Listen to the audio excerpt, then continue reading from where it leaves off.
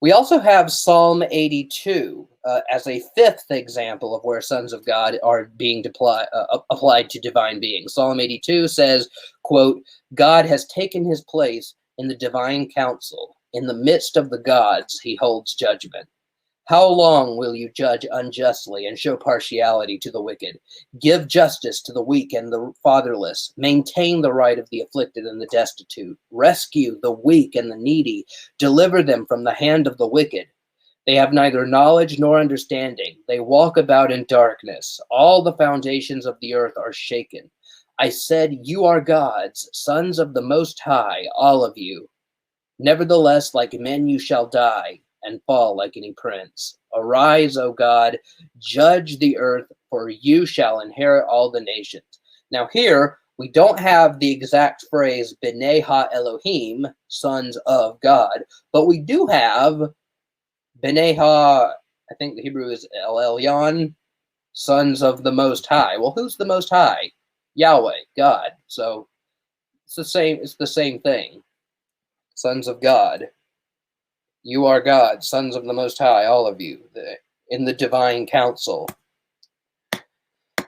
Brian Godawa says on pages 50 to 51 of his book, When Giants Were Upon the Earth, The Watchers, the Nephilim, and the Biblical Cosmic War of the Seed, that, quote, so from this text, and he's saying this about Psalm 82, so from this text we see that God has a divine council that stands around him, and it consists of gods who are judging rulers over the nations and are also called sons of the Most High, synonymous with sons of God.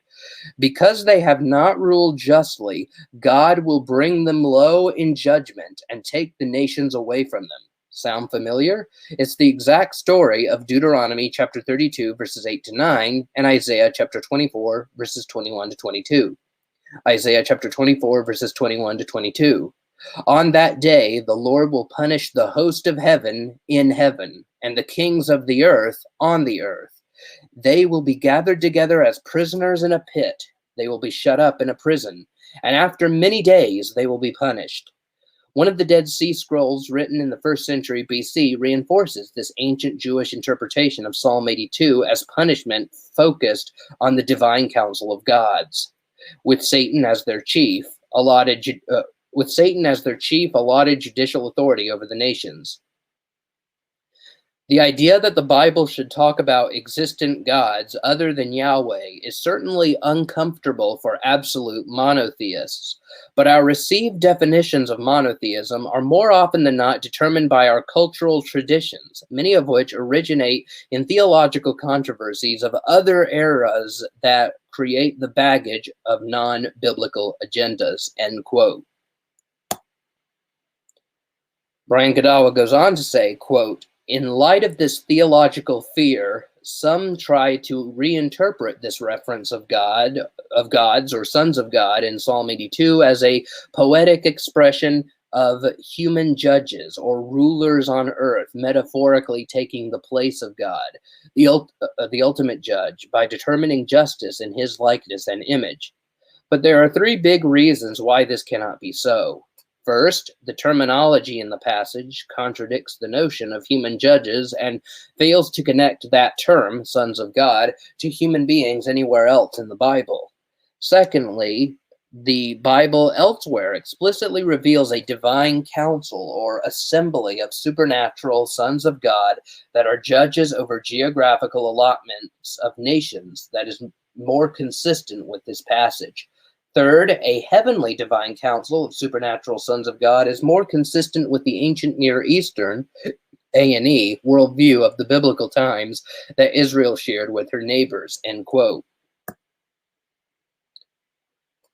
Now, with regards to other gods in the Bible, Michael S. Heiser says, quote, I know how difficult it was for me to understand that some cherished notions about the word God were actually misconceptions.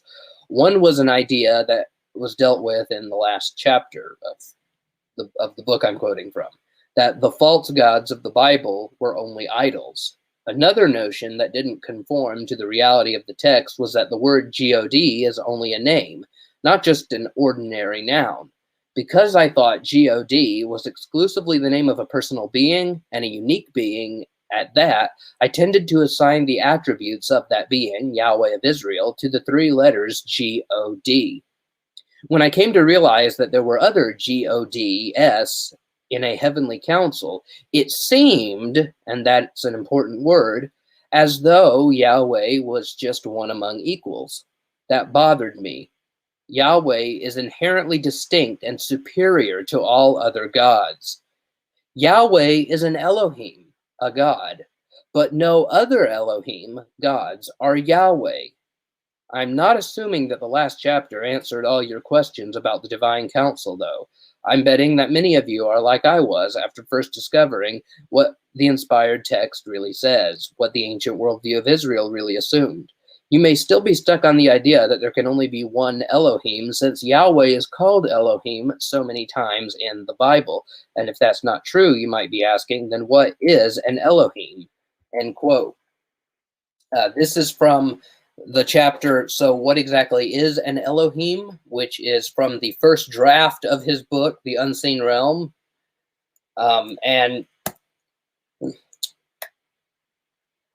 We're going to revisit this when we get to the talk on Genesis 10 and 11 about this whole Deuteronomy 32 worldview with God allotting lesser gods to the nations when he divided up mankind and all that.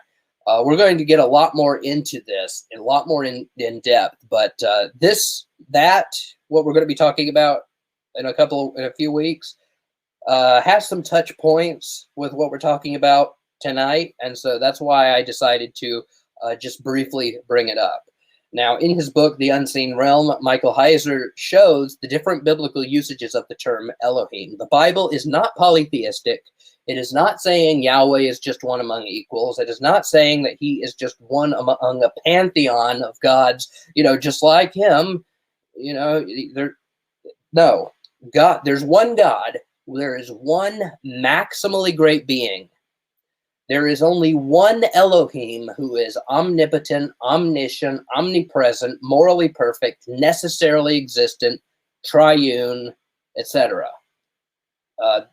There are many Elohim, but there's only one Elohim that has those superlative attributes: omnipotence, omniscience, omnipresence, moral perfection, etc. Other Elohim, other gods, lowercase g, they are created beings by God, and they may be very, very powerful, but they're not omnipotent. They may be very, very knowledgeable and wise, but they're not omniscient. They may have lived for a long, long time, but they're not eternal. They're not uncreated.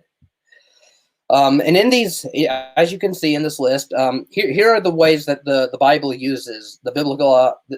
Here's the way that the biblical authors use the term Elohim. They use it of Yahweh, the God of Israel, thousands of times. For example, in Genesis chapter 2, verses 4 to 5, and Deuteronomy chapter 4, verse 35. The members of Yahweh's council, Psalm chapter 82, verse 1 and verse 6. We just looked at that passage. The gods and goddesses of other nations, Judges chapter 11, verse 24, 1 Kings chapter 11, verse 33. Demons, the Hebrew also calls them Shadim, in, for example, Deuteronomy chapter 32, verse 17. The deceased Samuel, the spirit of the deceased Samuel, 1 Samuel chapter 28, verse 13. And angels, or the angel of Yahweh, Genesis chapter 35, verse 7. So here's what you should ask yourself. Would the Israelites really have believed that the spirit of Samuel was on the same ontological level as Yahweh? Of course not. Not all Elohim are equal. Not all Elohim are equal.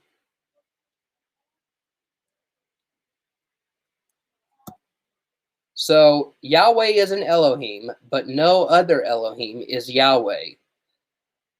There are other ways of parsing this. Like I said, there's only one Elohim who is a maximally great being. There's only one God with a capital G. There are many gods with lowercase g's. There are many spirits, but there's only one omnipotent, omniscient, omnipresent spirit who created everything.